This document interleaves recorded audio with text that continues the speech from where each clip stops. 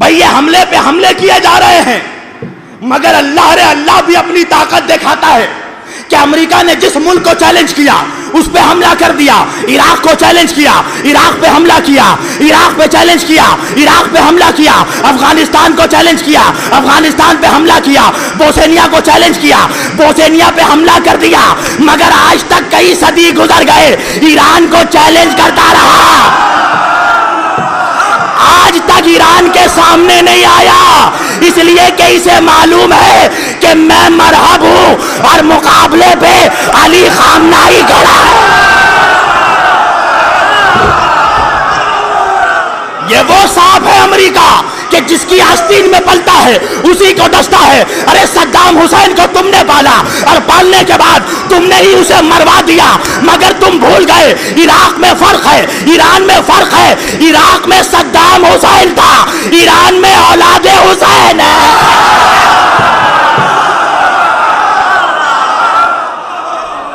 यहां औलादे हुसैन है। इसीलिए अल्लामा इकबाल ने कहा था कि ईरान होकर आलम मशरिक का जनेवा, शायद कुर्रे अर्ज की तकदीर बदल जाए। किसी की ताकत नहीं है कि उस सरजमीन पर हमला कर दे, इसलिए कि ये मेरा और अकीदा ईमान नहीं है, मेरी दलील है। भाई आज भी हर मुसलमान जब अपने घरों से निकलता है तो उसके बाजुओं में क्या बांधा जाता है? क्या इमाम जामिन बांधा जाता है? किस लिए बांधा जाता है? क्या जब भी जहां भी जाएगा हर हमले से महफूज रहेगा, हर मुसीबत से महफूज रहेगा। अरे तुझे नहीं मालूम जिसका नाम हमारे हाथों में बना है उसका रोजा ईरान में है।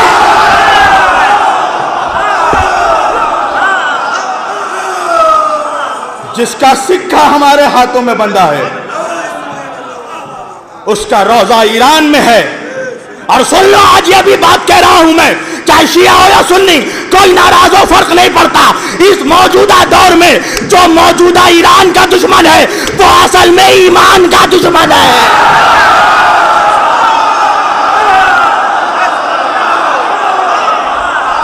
और मैं दावे बेदलील नहीं करता। मैं जब तक ईरान नहीं गया था मैंने यही सुन रखा था भाई, मैंने यही सुना था ईरान में विलायत फकी है, ईरान में विलायत फकी है, ईरान में विलायत फकी नाफिज है। मगर जब मैं ईरान गया तो मुझे मालूम पड़ा ईरान में विलायत फकी नहीं नाफिज है, ईरान में विलायत अली नाफिज है।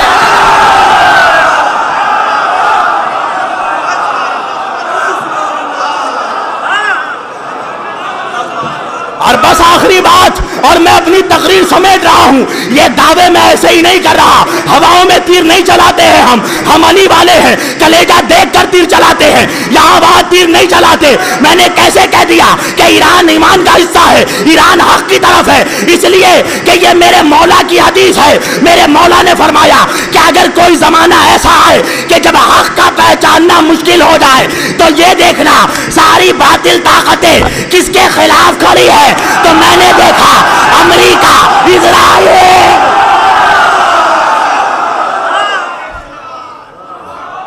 अल्लाह कम ही लोगों को क़यादत से नवाजता है, मगर मैं इस बात से कतअन भी डरता नहीं हूं, इसलिए कि किसी के बाप के मिंबर पे नहीं बैठा हूं, हुसैन के बाबा के मिंबर पे बैठा हूं।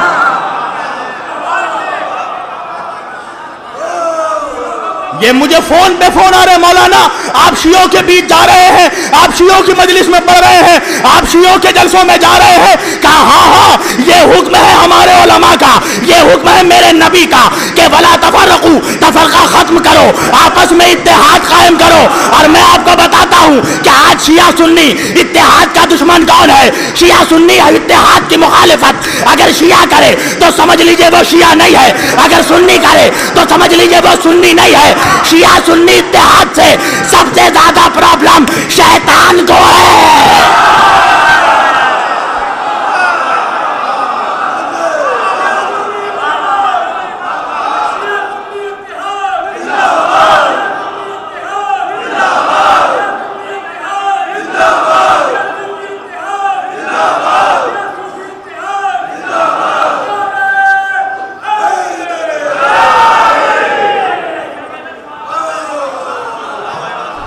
मैं हदीसों का एक अंबार खड़ा कर सकता हूं कि अइम्मा मासूमीन और अइम्मा अहले बैत ताहरीन की अक़वाल से मैं कटमुल्ला कुछ भी बोले मुझे क्या फर्क है। मुझे तो इस बात से फर्क पड़ता है कि शेर खुदा क्या बोले।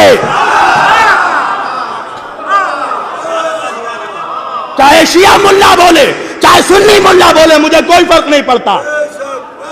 मुझे तो यह देखना है कि मेरा मौला क्या कह के गया। अंबार लगा दूंगा मैं तारीखों की, इसी इमाम बारगाह में, मौला के बारगाह से बोल रहा हूं, इनकी अताओं पे भरोसा करके अंबार लगा दूंगा तारीखों की, हदीसों की। साबित कर दूंगा कि किसी इमाम ने कहा कि आपस में तफरका कायम करो।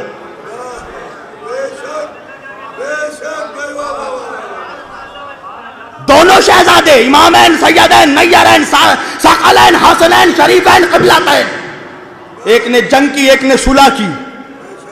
इसका यह मतलब नहीं है कि दोनों के मिजाजों में फर्क था। अगर हसन की जगह हुसैन रहते तो सुलह करते, हुसैन की जगह हसन रहते तो जंग करते। जाके मौला से पूछो, मौला आपने इत्तेहाद क्यों की? इत्तेहाद का सुलह का यह मतलब थोड़ी है कि मौला ने बैत कर ली। इमाम हसन से पहले तो उनके नाना ने सुलह की थी कुफारों से, अबू लहब से, अबू जहल से, अबू सुफियान से। तो क्या मतलब है कि अबू सुफियान के हाथ में बैत कर ली थी?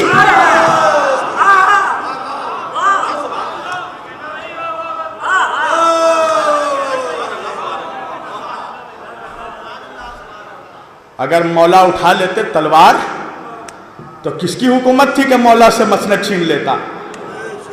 कभी सोचा है कि मौला ने जुल्फ़िकार को नियाम में क्यों रखा? सोचा है कभी? तुम मौला से बड़े मौला के चाहने वाले हो।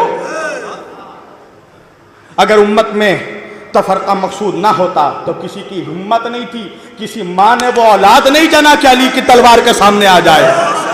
इसलिए कि इनके बुजुर्गों ने देख लिया था कि अली के सामने और अली की तलवार के सामने अच्छे अच्छे नंगे हो जाते हैं।